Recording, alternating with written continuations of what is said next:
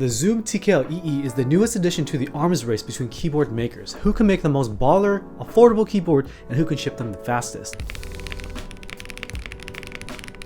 Mellitrix is the sister company of Wuchui, and their Zoom series has been very popular amongst the community because they're actually shipping them without a crazy delay. I honestly think that the most exciting options these days are budget options. It seems that the high-end is getting a bit stale. You can see that the high-end or mid-range makers are starting to increase the quantity or have rolling restocks and drops. A lot of keyboards are similar, so it's hard for me to personally justify more than $500 when I can get something $200 to $300 that's a banger and I can get it faster. Enough of my soapbox. The Zoom TKL EE's interesting aspect is the aesthetic customization. There's a huge number of options, almost all featuring a glass back, except this one. This is the carbon fiber.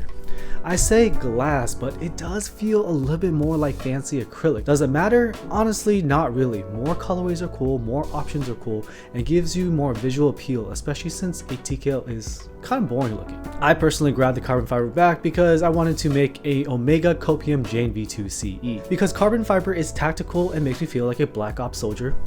When I click clack, if you a big ball like that, you can get an SS PVD back. Wait, the PVD is the same price?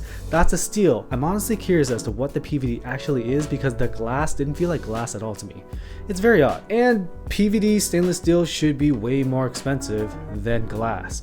But the most expensive option is actually carbon fiber, and the carbon fiber it's just like an FR4-ish material. It's not really that expensive. We have the gray with carbon fiber and it looks sick. We threw in a nice little GMK Pono to match. And wait, we have a matching cable from our sponsor CableMod.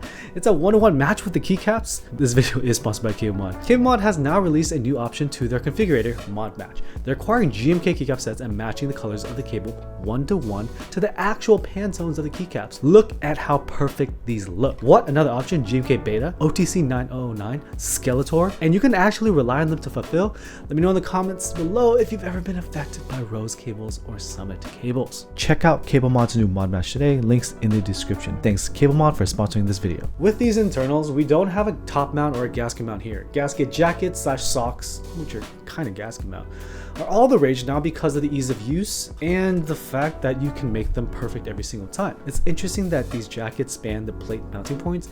It's almost like the gasket goes all the way around the keyboard, which reminds me of the keyboard like the JO2 where the isolation is all the way around. The end result is honestly a direct competitor to the QK competition. The jackets kind of came first with them and now it's being used in everything, which I don't mind. I really hate applying gaskets because I never do them right and they always stretch.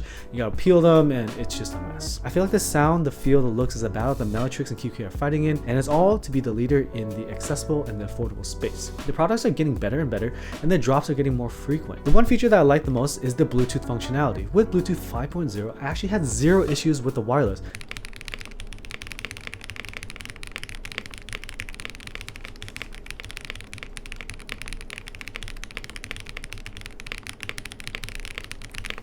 I know I swore by dongles and making sure they use them instead of Bluetooth, but the Bluetooth 5.0 here has been very reliable with my computer. Been using it to game, been using it to type, been using it to work.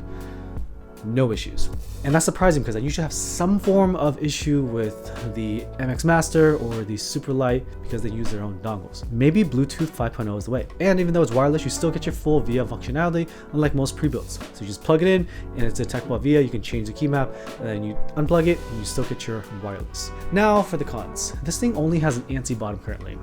That hurts me. It honestly does. I kind of get it because you kind of need a dedicated function control to control the Bluetooth and stuff, I guess. But man, is it freaking ugly. I asked them if there's a 7U layout and there's not one yet. Besides that, I think the board is actually pretty standard. Straightforward and packs a lot of value for the price in terms of the look, but the sound and feel isn't anything to write home about. It's not bad as a beginner keyboard, but if you already have something else in the price range or layout, there's no reason to double up. It does its job as a cheap TKL. If you already have another sub $250 TKL, I don't think you should buy this. Save up and maybe get a Geon Frog if that's an upgrade for you. Honestly, if you have a QK anything or a Zoom 65, I would probably skip this too, unless you're absolutely on a tight budget and need a few more keys. But if you're on a tight budget, why are you buying a second or third keyboard? Besides that, it is a fully reliable sub $200 TKL with aesthetic customizations that can be used wirelessly. The sound is okay without requiring foam and it looks pretty clean. Forgot to mention that there is a little bit of side RGB, but it's downfiring and it's kind of weak. Don't really expect anything. It looks great when you're looking directly at it, but you'll never look directly at it because it's at the bottom. The budget space is definitely heating up, and I'm curious to see what the competitors are going to cook up next. Thanks for watching. I'll see you in the next one. Peace.